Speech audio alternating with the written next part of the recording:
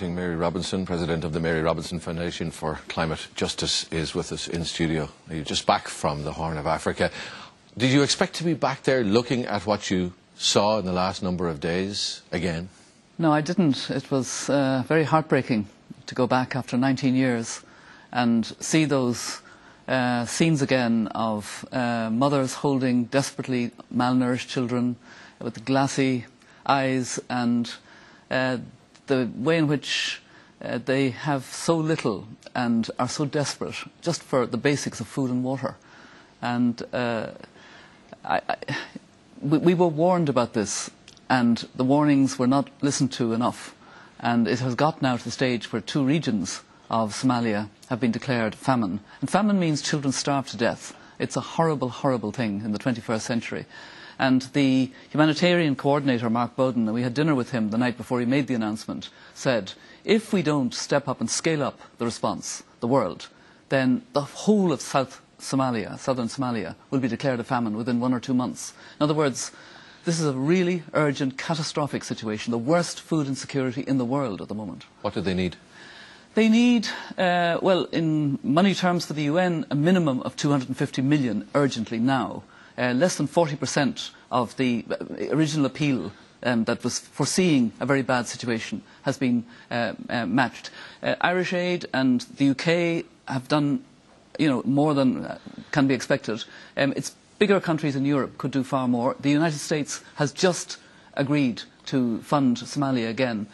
Somalia has suffered, I think, since 1993, when the US troops went in and they had this terrible situation, had to pull out. There's been a sort of shadow over Somalia, and then after 9/11 that shadow became the shadow of the T-word terrorism. And, I was talking to those who work with Trócaire in Dolo, in Somalia, where I was 2 days ago. They actually had photographs of when I was there 19 years ago, and there was a great welcome. But Trócaire has been working in the Ghetto region, which Dolo's in, since 1992, and they continue with the district board there and the other district boards. You can work in the system. You have to do it with the neutrality of a humanitarian agency. Well, you talk about what the West could do, what the United States can do, and Europe. What about the countries in Africa who are in a position to help, and what help are they giving? Well, to some extent they are. For example, the troops that are in there are African troops, mainly Ugandan, and they're keeping a peace there with Burundi. What about food? Yeah, and they are providing. In fact, the African famine coordinator, Rawlings, a former president of Ghana, broke down. He was so emotionally upset. It is very upsetting. It's very upsetting to see children dying in front of you and their mothers looking on helplessly. But it is important. And in fact, the Somali people themselves have to come together. I feel, in a way, there may be an opportunity in the terrible nature of this famine for a rethinking. I have a good friend, Asha Hagi, who was at the press conference in Nairobi yesterday when I was with the 3 agencies, Trócaire, Concern and Oxfam Ireland.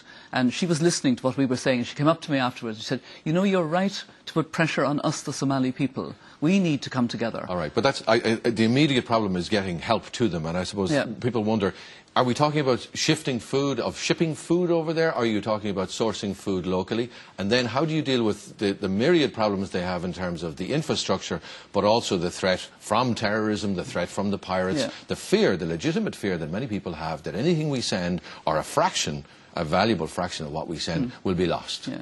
It's a multi-sectoral approach. We were in the big Dadaab camp yesterday, the biggest refugee camp in the world in northern Kenya, where so many of the Somalis have come from. They need more support. And how do you get it in?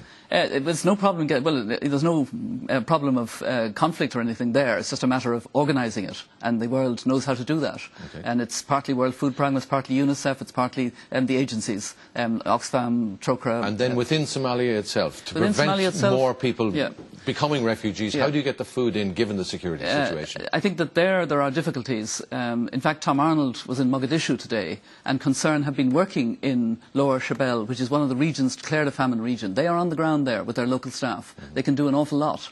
and they work quietly below the radar. They don't confront anybody. But only some organisations are accredited, isn't that At the moment, a serious issue? Yeah, it is a serious issue, but it is important. There have been some food drops. That's the least effective, but it's there. Cash transfers, work for food, all of these can help. Cash to whom? To those local communities that the agencies know. I mean, and what's the danger that this money won't just be ripped off by Al-Shabaab or any other organisation that we know nothing about? Yeah, there may be some small risks of that. I don't deny that. But the important thing is a multi-sectoral, really urgent approach. And then we have to think, and I really feel this very strongly, in the medium and longer term. The first day I was with pastoralists in a part of Kenya that is dry and suffering from drought. And I could see the problems of water, etc. But I was with somebody who really knows. He's a Maasai and a veterinary surgeon who works with Concern, Lena. And he was saying we need more diversification into other sources of income, honey, chickens, etc. We need smaller herds. And he had a whole range of support for pastoralists. He said, unfortunately, pastoralists are not well regarded, but they provide food security and they provide meat, which is a valuable commodity. Okay, I just want to go back, though, to the immediate problem and getting in the sort of scale of aid that you're talking about, be it cash or be it in foodstuffs, given the security situation. And you appear, with respect, to be playing it down slightly and saying there's a small danger of it. Some people read it as greater than small and seriously worrying, and something that has to be looked at seriously before or as you're sending that aid in. I'm not playing it down, Richard. There is a tendency to play it up, frankly, and that's what the aid agencies are afraid of. Who's doing that? A little bit this aura of terrorism. You know, the kind of Somalia suffers from this and has suffered. It's a kind of blanket thing. Shabab is not a monolith. There are moderate forces within it, according to what I was being told in Somalia yesterday. And it's more important that we concentrate, as you rightly say, on getting the aid in large volume at the moment. And if we've almost run out of time, and I do want to give out some numbers in case people want to help, and we know that they do want to help. But how soon are we talking about, and what do they need and how soon? They need it urgently, because otherwise the whole of southern Somalia will be a famine, and that means many, many people will die. Within weeks? Within days and weeks, and over a sustained period. When I was in Somalia nearly 20 years ago, it was October. It was very near the possible rainy season. It's now July. There will be no rain until at least October. And there will be no harvest until the end of the year. And if we don't get it right this time? We can't not get it right. What's the scale of it? We can't not get it right. The scale of it is hundreds of thousands, maybe millions of children, the elderly, women will die. That's the scale of it. That's our responsibility. And you know, I was seeing in the feeding station the plumpy nuts being given for the malnourished children. Some of them are not putting on weight because those plumpy nuts are being eaten by the rest of the family because they have no stable food. Right. It's urgent and it's doable. Mary Robinson, thank you indeed for coming in. Thank you.